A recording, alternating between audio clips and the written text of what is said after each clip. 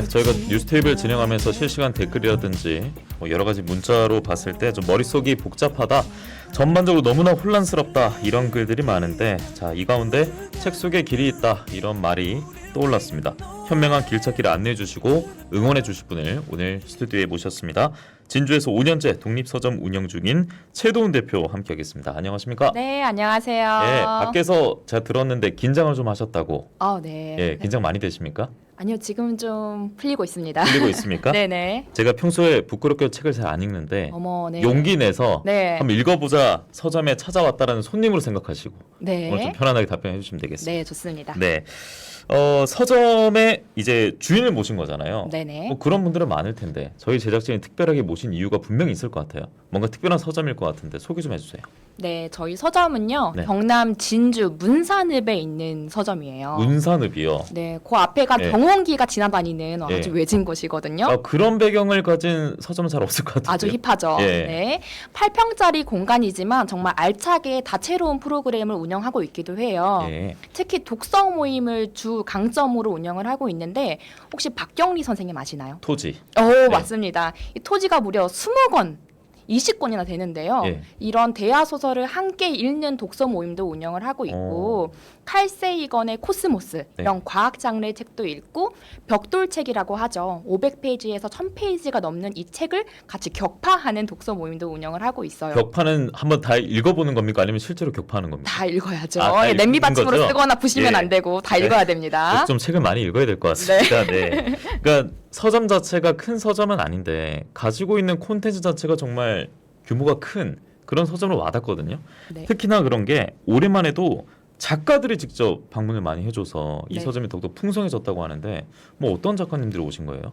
저희가 알 법한 분들이 있습니까? 물론이죠. 예. 그 SF 소설계의 핫한 신성이라고 불리는 네. 김초엽 작가님이 네. 계세요. 우리가 빛의 속도로 갈 수 없다면 이라는 책을 쓰셨는데 그런 작가님도 오셨고, 며느라기라는 드라마 아시죠? 그게 모르겠어요. 원래 네네. 웹툰이 원작인데 네. 그런 수신지 작가님도 오셨고, 오. 전 청와대 비서실장이었 예. 언론실장이었던 강원국 작가님도 오셔가지고 음. 북토크쇼를 진행했었습니다. 야, 보통 이제 작가 하면은 몇몇이 떠오르는 분이 있을 텐데 뭐 웹툰 작가도 오셨다 그러고, 야, 참 신기하네요.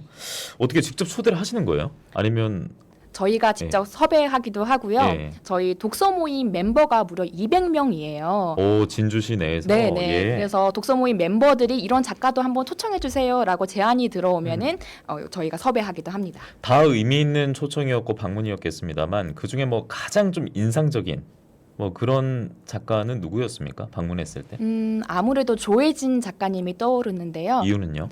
조혜진 작가님이 쓰신 책으로는 단순한 진심이라는 책이 있습니다. 예. 이게 조금 슬픈 이야기지만 네. 한국의 입양아 이야기를 다루고 있는 소설이에요. 예. 근데 이 소설의 주인공 중 한 명인 한 할머니가 나오는데, 할머니는 아이를 해외로 입양 보내고 생을 마감할 때까지 그 아이를 끝내 보지 못합니다. 예. 이런 슬픈 이야기를 하고 있을 때 저희 이 작가님을 초청해서 북토크쇼도 했었거든요. 네네. 그때 한 독자가 이렇게 말을 하는 거예요. 음. 작가님 너무합니다. 이 할머니의 생애 끝에는 좀 편안하게 말년을 보내게 해드려야지. 왜 죽이셨냐. 작가님이 잘못하신 거다. 이렇게 울분을 토하면서 이야기도 하셨는데요. 해피엔딩이 아니라 네. 너무 슬프게 끝내서. 네. 예. 그래서 작가님은 그때 웃으면서 내 작품을 이렇게 진지하게 받아줘서 고맙다는 말씀을 하셨어요. 예. 그래서 이런 북토크도 좀 기억에 남아요. 왜냐하면 사실 감정을 있는 그대로 남 앞에서 드러내는 게 쉽지 않은 일이거든요. 그런데 책을 읽고 책을 매개로 해서 감정을 공유하고 나누고 진심을 공유하는 현장이 된 거잖아요. 예. 그래서 가장 기억에 남는 것 같아요. 이런 것 때문에 좀 입소문이 나서 좀 많은 분들이 오십니까? 특히나 그 대표님 모시는데 저는 몰랐어요. 책을 진짜 잘 안 읽어서 그런지 모르겠는데 9월이 그 독서의 달이라고 하더라고요. 맞습니다. 예. 그래서 모신 것 같은데 네. 좀 손님들이 많이 오십니까? 요즘 독서의 계절이 다가오고 있지 않습니까? 아직 뜨겁긴 합니다만. 네. 솔직히 말하자면 그렇게 예. 많지는 않지만 아직 그래도 더워서 그럴 거예요. 더워서 네네. 그렇죠. 아직 날이 시원해져야지. 네네. 이제 그러니까요. 가을이구나 하니까요. 네.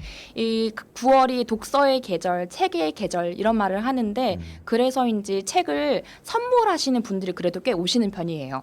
왜냐하면 대형 서점이나 인터넷 서점에서는 책을 이렇게 추천받기가 좀 어렵거든요. 근데 자그마한 동네 책방에서는 예. 책방지기들이 직접 책을 다 읽고 진열해 놓는 경우가 많아요. 예. 그래서 책을 선물 받을 사람의 취향이나 성격을 고려해서 책을 추천받을 수 있다는 거죠.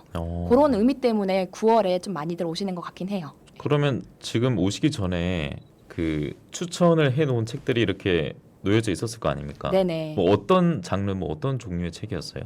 저희는 장르를 국한하지 않기 때문에 네. 과학책도 있고 철학, 네. 인문사회책 다양하게 있는데요. 예. 사실 오늘 청취자분들한테 저도 좀 추천해드릴 만한 책을 한 권 들고 오긴 했어요. 어떤 건데요? 지금 한번 보여드리면 예. 이 책인데요. 아, 일단 표지가 끌립니다. 그죠? 네. 하얗고 그죠? 네. 요게 그 로버트 폴검 씨가 쓴 지구에서 잘 놀다 가는 70가지 방법이란 책이에요. 뭐 지금 기후 위기를 대변하는 책입니까? 그런 건 아니고요. 일상 속에서 힐링을 좀 할 수 있는 책인데요. 아, 이 책을 쓴 저자가 무려 78세입니다. 좋습니까? 그렇지만 바보같이 행동하기도 하고 엉뚱하게 말하기도 하는데요. 예. 그런 어르신의 모습을 보면서 우리가 일상에 무거운 짐이 있는 분들이 유쾌하게 하하 웃을 수 있는 책이거든요. 이런 책도 제가 독서의 계절에 추천을 하고 있습니다. 거의 그 연령대 생각해 보면은 1년에 그 재밌는 거 하나씩은 찾았다라는 말씀인 거잖아요. 네네. 야, 그거 진짜 쉽지 않은 일인데. 최근에 뭐 워낙 복잡하고 참 생각하고 싶지 않은 일들이 많은 요즘이기 때문에 추천해 주신 책은 좀 기억을 해 주셨으면 좋겠습니다. 근데 독서를 하는 인구가 요즘 뭐 인구 감소부터 해서 독서 네. 인구 감소 이것도 항상 같이 나오지 않습니까? 어때요? 많이 체감하십니까, 실제로? 저희는 서점이니까 예. 책을 좋아하는 분들이 모이는 공간이거든요. 네. 그럼에도 불구하고 저는 독서 인구가 감소하고 있다는 걸 여실히 느끼고 있어요. 연지 얼마나 되셨죠? 저희 5년 정도 됐거든요. 그러면 5년 전부터 지금까지 바라봤을 때는 좀 완만하게 하락세를 보이고 있는 것 같으세요? 급격하게 하락세를 보이고 있습니다. 급격하게? 그렇군요. 네. 그러면 대표님께서는 원래부터 책을 좋아하셨어요? 저는 원래부터 책을 좋아하진 않았는데 네. 책을 읽어야 할 의무감도 있었고 읽다 보니까 좋아진 케이스인 것 같아요. 의무감이요? 처음에는 이제 성적을 위해서 아니면 자기 개발을 위해서 예. 주로 책을 읽었었는데 최근에는 나를 되돌아보게 하고 나를 성장시키는 게 오히려 책이 될 수도 있겠구나라고 예. 깨달아서 네. 최근은 저를 위한 책을 즐겁게 하고 있습니다. 그러면 일단 저부터 포함해서 책 잘 안 읽는 분들에게 좀 팁 좀 주세요. 어떻게 하면 좀 읽을 수 있을까요? 초반만 그 책 종이가 좀 색이 많이 타 있어요. 네. 다들 입장은 그래요. 하얘요. 그쵸? 예. 저는 독서 모임을 추천합니다. 독서 모임. 네, 왜냐면요, 이 독서 모임이라는 건 책을 읽고 가가지고 이야기를 하는 거잖아요. 그래서 데드라인이 정해져 있어요. 독서 모임 하는 기간, 딱 그 예. 날짜가 정해져 있기 때문에 그 날짜 안에 책을 읽어야 된다는 압박감도 분명 받고요. 그다음에 독서 모임에 갔는데 책이 재밌었다, 재미없었다 이 한 줄 정도는 말을 해야 하잖아요. 예. 말을 하려면 책을 읽어야죠. 그래서 이 강제성이 있는 이 네. 독서 모임을 저는 강추하는 편입니다. 그냥 자유롭게 읽는 것에 좀 도전하기는 어려움이 있으면 어느 네. 정도 강제성을 부여해야 된다 이런 맞습니다. 말씀이군요. 예. 자, 이 가운데 지금 저희가 그 대표님 모시기 전에 들어보니까 뭐 큐레이션 서점, 독립 서점, 그러니까 요즘 뭐 온라인 서점 이런 건 알겠고 보통 서점하면 서점이지인데 이거 뭐 어떻게 받아들인대요? 큐레이션 서점, 독립 서점 이거는 뭐 차이가 있는 겁니까? 이제 독립 서점이나 큐레이션 서점이 예. 의미가 뭐냐면 예. 책방지기들이 네. 자기만의 취향을 담아서 책장을 진열해 놓은 걸 큐레이션 서점이라고 그러면 대표님이 하고요. 하시는 그 서점이 딱 이 서점이네요. 큐레이션 서점. 큐레이션 겸 독립 서점인 거죠. 독립 서점. 네. 아, 그리고 대형 서점은 사실 장르를 굉장히 넓혀서 누구나 무슨 책을 쉽게 찾을 수 있게끔 되어 있잖아요. 그리고 뭐 네. 학습지 같은 것도 많고 뭐 맞습니다. 수험생들 뭐 토익 책도 있고 맞아요. 근데 없겠네요. 없습니다. 단 네. 한 권도. 뭐 경제 관련 책도 요즘 많이 찾지 않습니까? 경제책은 있어요. 저희가 경제 경영 독서 모임을 하고 있기 때문에 네네. 좀 한두 권 정도 진열을 해놓는 편입니다. 그러면 이 수험생들이 찾는 책을 제외하면은 뭐 대부분 좀 있다. 대부분 있고 네. 책방지기에 취향이 반영되어 있는 책들이 주로 있다라고 어. 보시면 될 것 같아요. 아니 책이 좋으시고 의무감이 생겨서 많이 읽는 습관이 들었으면 그리고 그 속에서 또 대표님이 앞으로 살아가는 길을 찾았으면은 그냥 대형 서점 하면 돈도 많이 벌고 할 텐데 그렇게 느껴지는데 굳이 왜 독립 서점으로 출발하셨을까요? 우선 자본금의 문제도 있었을 그런 것도 테고요. 있고, 예. 네네. 대형 서점보다 이런 자그마한 동네 책방이 주는 감성도 분명히 있어요. 요새는 동네 책방을 투어하시는 분들도 많이 계시거든요. 예. 동네 서점만의 고유한 분위기, 크지 않고 작은 곳, 그 다음에 막 진열돼 있는 베스트셀러만 파는 서점이 아니고 책방지기가 오랜 시간 공들여 세운 그 진열장을 보러 가시는 분들도 많으세요. 네. 그러면은 그 양산의 그 평산마을에도 그 전 대통령이 열었잖아요. 네네. 뭐 그런 느낌과 비슷하다라고 보면 되겠습니까? 지금 대표님이 운영하는 책방도요? 네, 맞습니다. 야, 그런데 그 책을 읽는 사람들이 줄고 있고, 그리고 요즘 자영업하는 분들도 굉장히 힘든데, 독립 서점은 이제 증가를 하고 있다라고 하더라고요. 네. 그러면 이제 창업을 고민하는 분도 계실 거 아닙니까? 이분들에게 좀 선배로서 좀 뭐 따끔하고 아니면 또 살이 되는 말을 해주신다면요, 어떤 게 있을까요? 낭만적인 이야기를 좀 할 수도 있겠지만 네. 오늘은 조금 현실적인 이야기로 돌아가 보면 네. 독서 인구 감소 계속 문제가 되는 건 우리 다들 알고 있잖아요. 종이책보다는 아무래도 또 이제 전자책을 읽기도 전자책도 하고요. 많이 찾고요. 네. 그러면 책 한 권을 팔아서 서점은 얼마의 이익이 남을까요? 모르겠습니다. 얼마나 남습니까? 요새 네. 책 한 권이 뭐 15,000원, 15,000원에서 2만 원 정도 하는데 네. 저희 계산하기 쉽게 10,000원이라고 생각을 해볼게요. 네. 책값이 정가가 10,000원이라고 했을 때 음. 서점에서 돌아온 수익은 20% 정도입니다. 그래요. 20%면 2,000원이죠. 2,000원이네요. 근데 한 권 팔아서 2,000원인데 네. 책방이 대부분 한 달에 몇 권의 책을 팔까요? 지금 모르겠습니다. 아나운서님도 예. 지금 책을 잘 안 읽는다고 하셨는데 네. 그러니까 알 수가 없죠. 그죠? 네. 저희 독서 모임 멤버가 200명이라고 아까 말씀드렸잖아요. 200명이 모두 책을 샀다는 행복한 상상을 한번 해볼게요. 네. 그럼 2,000원의 수익에 200명을 곱하면 얼마죠? 총 40만 원인데요. 이 40만 원으로 월세랑 각종 공과금을 내면은 남는 게 없을 것 같은데. 남는 게 없죠. 예. 네, 이게 현실인 것 같습니다. 그래서 그럼에도 계속 달릴 수 있을까요? 네. 그래서 책방지기는 어느 정도 사명감도 필요하고 네, 네. 그럼에도 불구하고 내가 책방을 하고 싶다. 예. 그 책 판매 이외의 무언가의 나의 특별함으로 그 손해를 메꿀 수 있다 하시는 분들이 창업을 하셨으면 좋겠습니다. 그러니까 책에 대한 사랑도 분명히 있어야 될 것 같고, 맞아요. 그리고 또 운영하면서 사명감도 있어야 될 것 같습니다.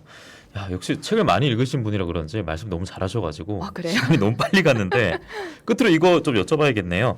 그 독서 관련 행사 9월이 독서의 달이다 보니까 우리 지역에도 좀 소개를 해줄 게 있다고 하시던데 대표님 운영 중인 책방까지 포함해서 서점까지 포함해서 쭉 소개 좀 해주시죠. 우선은 여기 오기 전에 예. 제가 경남 도립미술관을 다녀왔어요. 네. 근데 거기 이제 지금 전시 주제가 아카이브 리듬이란 주제거든요. 거기에 지금 책을 읽고 필사하는 필사방도 구성이 되어 있고요. 예. 안규철 작가님의 작품도 전시가 되어 있어요. 이 안규철 작가님은 사물의 뒷모습이라는 책을 내셨는데 사물에는 우리가 짐작한 것보다 더 깊은 세계가 있다라는 것을 주제로 낸 책이에요. 예. 책을 읽고 전시 작품까지 보러 간다면 일석이조의 효과가 또 그럼요. 있겠죠. 너무 좋죠. 네. 예.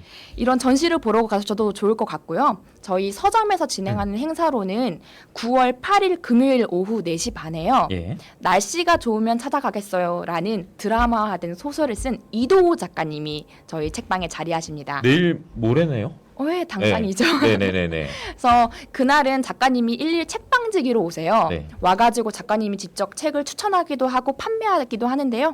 밀착해서 작가님을 만날 수 있는 기회니까 이런 기회도 찾아보셔도 좋을 것 같고요. 네.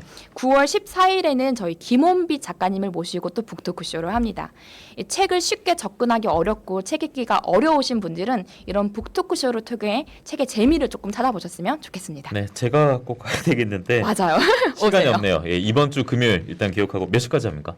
오후 7시 반까지 합니다. 알겠습니다. 자, 그러면 이제 대표님은 또 한 번 모시는 걸로 하고 여기서 마무리하죠. 진주에서 서점 운영하고 있는 최도훈 대표 함께했습니다. 고맙습니다. 네, 감사합니다. 네.